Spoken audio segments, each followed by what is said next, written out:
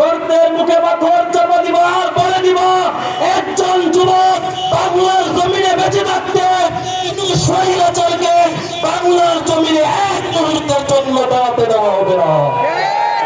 কাজে মুসলমান আমাদের যে এরাদা এবং ইচ্ছা এবং প্রেরণা সেটা হলো আমরা এদেশের মধ্যে কোন দুর্নীতিবাজ, লম্পটবাজ, ভেন্ডারবাজি, চাঁদাবাজি এগুলোকে আর আমরা ক্ষমতার মসনদে রাখতে চাই না।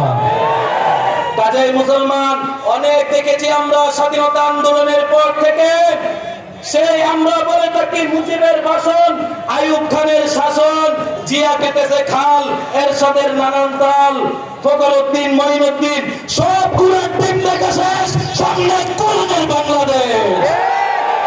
কাজে মুসলমান আল্লাহু আকবার, আল্লাহু আকবার। পরিষ্কার ভাষায় মনে রাখবেন, যে স্বৈরাচার নিজস্ব ট্রাইব্যুনাল প্রতিষ্ঠিত করে ইসলামের সূর্য সন্তানদেরকে ফাঁসির কাস্টে ঝুলিয়েছে, সেই একই ট্রাইব্যুনালে গতকালকে স্বৈরাচারের ফাঁসির আদেশ দিয়েছে। কাজে মুসলমান পরিষ্কার কথা আমাদের এটা, এই জমিনের মধ্যে আমরা একমাত্র আল্লাহর অস্তিত্বে বিশ্বাস করি, কোন গণতন্ত্রে আমরা বিশ্বাস করি না। মুসলমান পরিষ্কার ভাষায় বলতে চাই, এই জমিনের মধ্যে হক এবং হক্কানিয়ত এক পক্ষে, বাতিল আরেক পক্ষে, বাতিলের পরাজয় নিশ্চিত, হকের বিজয় সুনিশ্চিত। কাজে মালহামায়ে আযীমা সমাগত, এক বিশাল লড়াই হবে, লড়াই সেই লড়াইয়ের ময়দানে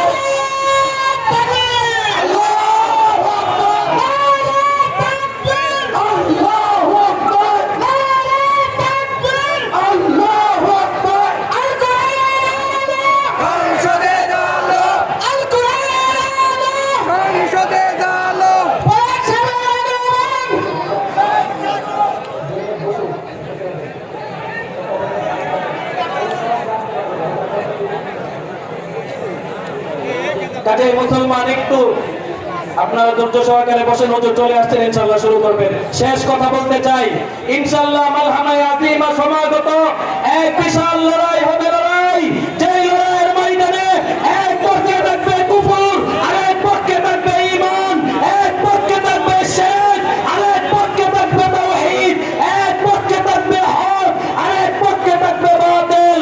সেই বাতিলের বিরুদ্ধে, সেই কুফরের বিরুদ্ধে, সেই শিরকের বিরুদ্ধে রক্ত দিতে হলে রক্ত দিয়ে, জীবন দিতে হলে জীবন দিয়ে, শাহাদাতের তামান্না নিয়ে সেই ময়দানে শামিল হতে কারা কারা প্রস্তুত আছেন?